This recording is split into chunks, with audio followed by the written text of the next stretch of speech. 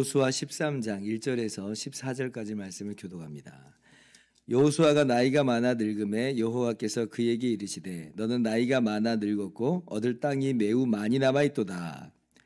이 남은 땅은 이러하니 블레셋 사람의 모든 지역과 구술 족속의 모든 지역 곧 애굽 앞 시올 시내에서부터 가나안 사람에게 속한 북쪽 에그론 경계까지와 블레셋 사람의 다섯 통치자들의 땅 곧 가사 족속과 아스돗 족속과 아스글론 족속과 가드 족속과 에그론 족속과 또 남쪽 아위 족속의 땅과 또 가나안 족속의 모든 땅과 시돈 사람에게 속한 무아라와 아모리 족속의 경계 아베까지와 또 그발 족속의 땅과 해 뜨는 곳에 온 레바논 곧 헤르몬 산 아래 바알갓에서부터 하맛에 들어가는 곳까지와 또 레바논에서부터 미스 르봇 마임까지의 산지의 모든 주민 곧 모든 시돈 사람의 땅이라.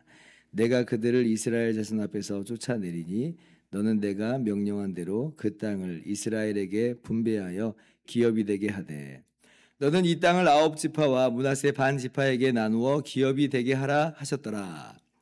므낫세 반지파와 함께 루벤 족속과 갓 족속은 요단 저편 동쪽에서 그들의 기업을 모세에게 받았는데 여호와의 종 모세가 그들에게 준 것은 이러하니 곧 아르논 골짜기 가에 있는 아로엘 에세부터 골짜기 가운데 있는 성읍과 디본까지 이르는 메드바 온 평지와 헤스본에서 다스리던 아모리 족속의 왕 시온의 모든 성읍 곧 암몬 자손의 경계까지와 길르앗과 및 구술 족속과 마아가 족속의 지역과 온 헤르몬 산과 살르가까지 온 바산 곧 르바의 남은 족속으로서 아스타롯과 에드레이에서 다스리던 바산왕 옥의 온 나라라. 모세가 이 땅의 사람들을 쳐서 쫓아내서도 구술 족속과 마아가 족속은 이스라엘 자손이 쫓아내지 아니하였으므로 구술과 마아갓이 오늘까지 이스라엘 가운데에서 거주하니라.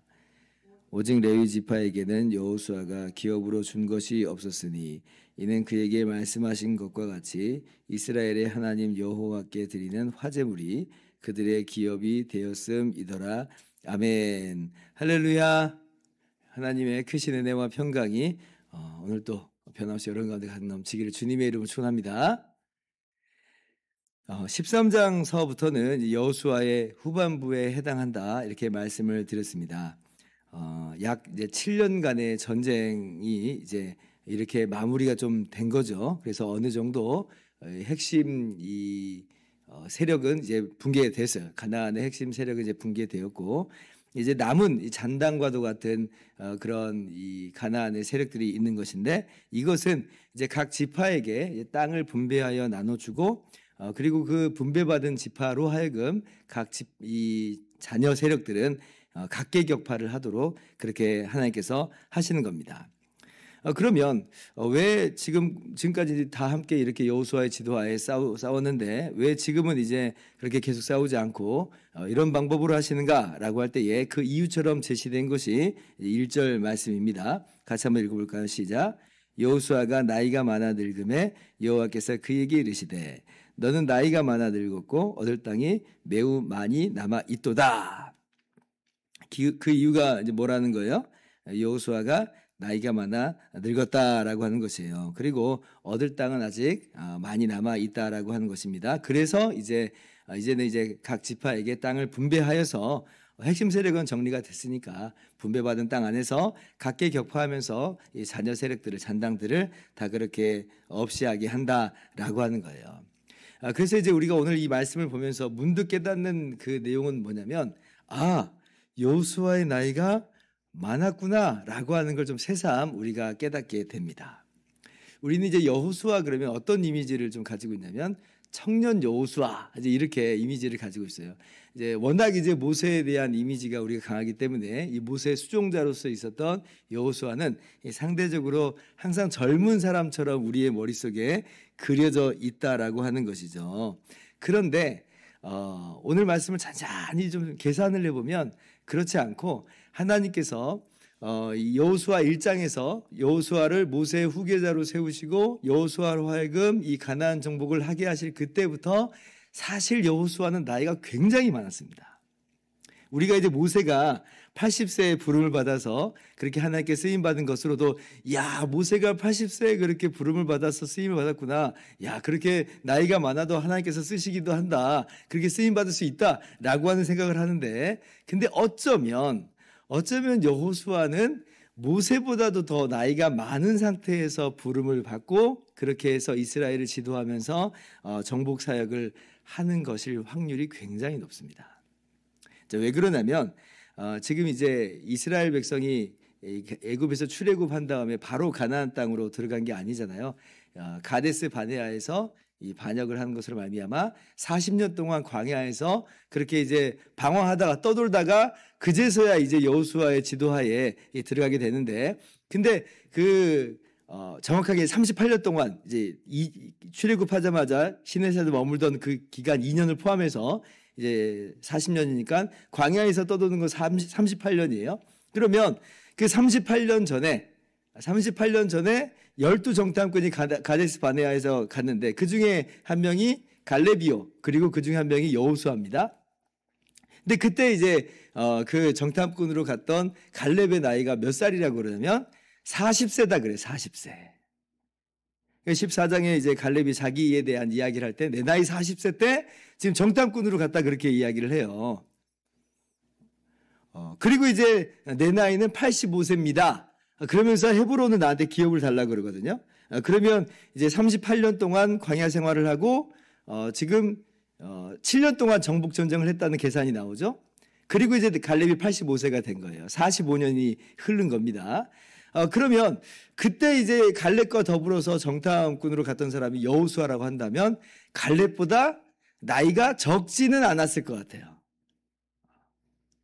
갈렙만큼의 나이든지 갈렙보다 더 나이가 충분히 많다라고 우리가 충분히 생각을 해볼 수가 있습니다. 왜냐하면 왜 이제 갈렙보다도 나이가 더 많을 수 있다 이렇게 이야기를 하냐면요. 이스라엘이 출애굽할 때 아말렉이 이제 이스라엘의 뒤를 쳤던 적이 있어요. 그래서 그때 이제 모세가 군대를 조직해가지고 군대로 하여금 아말렉과 싸워서 이 전쟁을 하게 하는데, 그때 그 군대의 지도자로서 나선 사람이 누구냐면 그때 여호수아입니다. 여호수아가 그 백성들을 이끌고 가서 아말렉과 싸우는 거예요. 그때 이제 모세는 이제 손을 들고 이제 하나님께 기도하는 그런 장면을 우리가 잘 알고 있죠. 그러면 이미 여호수아는 그때부터 이 군사적인 어떤 지도력을 발휘하고 있었다는 거예요. 그러면 갈렙보다도 더 나이가 많았을 것이다. 그래서 지금 이제 여러 이제 학자들이나 여러 이제 사람들은 지금 이제 여호수아가 나이가 많아서 이 사역을 인수인계하는 이때의 시점이 아마 여호수아가 한 100살 정도 되지 않았을까 이런 생각을 한번 합니다. 그러면 7년 동안 정복 전쟁을 했다고 했으니까 부르심을 받았던 나이는 90세는 됐다는 거예요. 90세. 그리고 지금 100세 정도 되고요. 여호수아가 110세 때 세상을 떠나거든요. 여호수아 24장을 보면 한 10년 정도 이제 마무리를 하고 이제 세상을 떠났다 이렇게 보는 거예요. 그러면 야, 세상에 여호수아가 이렇게 나이가 많았었구나. 지금 새삼 갑자기 나이가 많아진 게 아니라 이미 하나님께서는 나이가 많은 여호수아를 불렀던 거고, 그 여호수아가 정말 기력이 다하기까지 이 싸움을 싸운 거고, 그리고 하나님께서는 그렇게 기력이 다해서 정말 주님의 말씀을 순종하면서 나간 여호수아에게 어떻게 보면 이제 넌 늙었어, 쓸모없어 이런 얘기를 하는 게 아니라 이미 나이든 여호수아를 부르신 하나님께서 등을 두들겨 주면서 야, 수고했어, 정말 너가 많이 애썼다 라고 어쩌면 말씀하여 주시는 그런 내용과도 같다라고 하는 거예요. 근데 이제 그래도 여호수아 이후에도 지금 땅은 지금 많이 남아 있기 때문에 또 그 땅을 정복하는 일을 또 수행해야 됩니다. 근데 이제 이번에는 이 모세가 여호수아를 후계자로 이렇게 하나님의 말씀 따라 세운 것처럼 여호수아의 후계자를 따로 세우는 방법으로 하나님 일하시지는 않고 하나님께서 각 지파로 하여금 그렇게 이제 각계격파하게끔 하게 하신다는 것이에요. 그래서 여호수아가 나이가 많은데도 쓰임을 받았고 정말 기력이 다하도록 충성했구나라고 하는 것을 마음 가운데 새기면서도 한편으로는 이 여호수아의 시대도 저물고야 마는 거구나라고 하는 것도 한편 우리가 생각을 하게 됩니다. 그러니까 모세도 얼마나 이제 가나안 땅에 들어오고 싶었어요. 그러나 모세도 그 시대가 저무는 거예요. 그러니까 주 앞에 쓰임 받는 그런 시대가 있지만 모든 사람은 동일하게 이제 그 사명을 잘 감당했다. 마치 바울이 내가 전제와 같이 다 부어졌다라고 이야기하는 것처럼 그렇게 이제 다 부어진, 다 쓰임 받은 그런 시대가 온다는 거죠. 오늘 여호수아가 바로 그렇다는 거예요. 모든 사람들이 동일하게 경험하게 되는 일이죠. 그때에 우리가 이제 준비해야 되는 건 그런 뭐냐라고 할 때 우리는 바로 다음 세대를 키우는 일을 우리가 우리의 시대 안에서 또 잘 감당을 해야 됩니다. 이렇게 해서 신앙이 대물림되고 이렇게 해서 사명이 대물림되는 그런 일이 있는 것이죠. 근데 이제 우리가 잘 알다시피 사사기의 비극이 뭐예요? 여호수아 다음에 이제 사사기의 시대가 펼쳐지는데, 사사기의 비극이라고 하는 것은 이러한 신앙의 대물림이 잘 안 됐다라고 하는 거죠.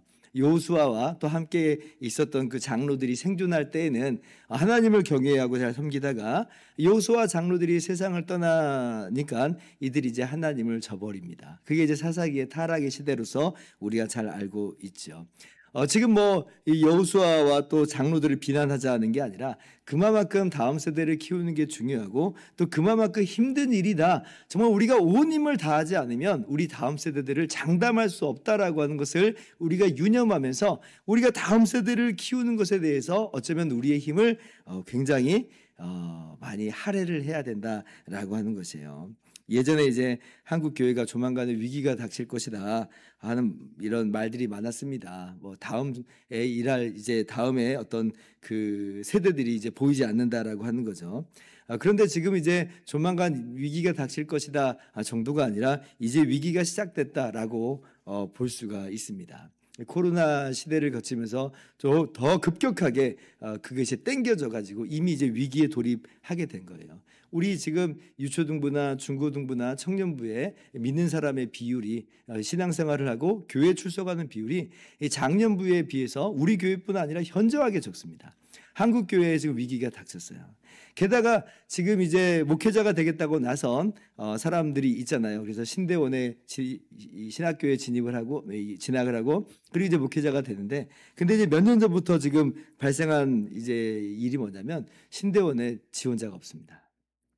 우리 합신대학원만 해도 정원이 80명인데 지금 몇 년째 계속 정원이 미달되고 있고 지금 한 25명 정도, 한 학년에 25명 정도 있다라고 하는 그런 이야기를 들었어요.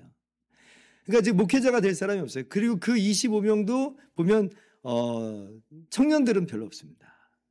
지금 아무도 목회자가 되겠다고 나서는 시대가 아닌 거예요. 다음 세대도 문제가 있고 다음 지도자들도 세워지지 않는 안타까운 시대를 우리 한국교회가 돌입하게 된 것이에요. 그래서 우리가 정말 이 부분에 마음을 품고 기도하고 또 그렇게 준비를 해야 됩니다.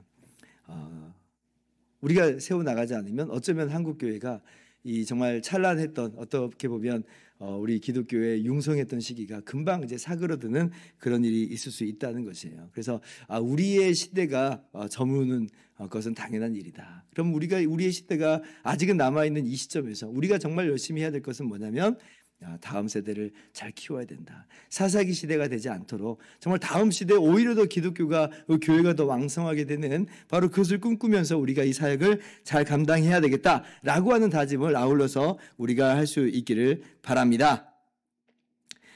그래서 오늘 말씀을 우리가 이제 볼 때에 6절 말씀 이제 보시면 이제 그렇게 이제 여호수아로 하여금 이제 이 땅을 분배하여서 각계격파하게 하시는데, 근데 이제 걱정하지 말라 이제 그렇게 말씀하시는 대목이 나오죠. 또 레바논에서부터 미스르봇마임까지의 산지의 모든 주민 곧 모든 시돈 사람의 땅이라 내가 그들을 이스라엘 자손 앞에서 쫓아내리니 너는 내가 명령한 대로 그 땅을 이스라엘에게 분배하여 기업이 되게 하라, 이렇게 말씀하시죠. 한편으로는 여호수아 마음에서도 좀 걱정이 되는 면이 없지 않았을까, 이런 생각을 한번 해봐요. 그러나 하나님께서 분명하게 약속을 해주세요. 내가 그들을 쫓아내리라. 하나님께서 여호수아와 함께 하셔서 이 가나안을 진멸하게 하신 것처럼 그들과 함께 하셔서 쫓아내실 것이니까 걱정하지 말아라. 그래서 우리가 다음 세대를 키우는 것에 있어서 걱정스러움이 있지만, 그러나 한편으로는 믿음으로 나가는 거예요. 하나님께서 우리와 함께 하셨던 것처럼 분명히 그들과도 함께 일하실 것이다. 우리가 걱정할 것이 아니다라는 거예요. 다만 우리는 다음 세대를 잘 양육하고 키워내는 것으로 그렇게 우리의 사명을 감당하는 것이고, 그리고 하나님께서 그들을 통해서 놀라운 일을 이루실 것이다. 그렇게 확신하면서 우리에게 맡겨주신 오늘의 사명들을 잘 감당하는, 정말 기력이 다할 때까지 여호수아와 같이 잘 감당하는 우리 모두가 될 수 있기를 주님의 이름으로 축원합니다. 기도하겠습니다.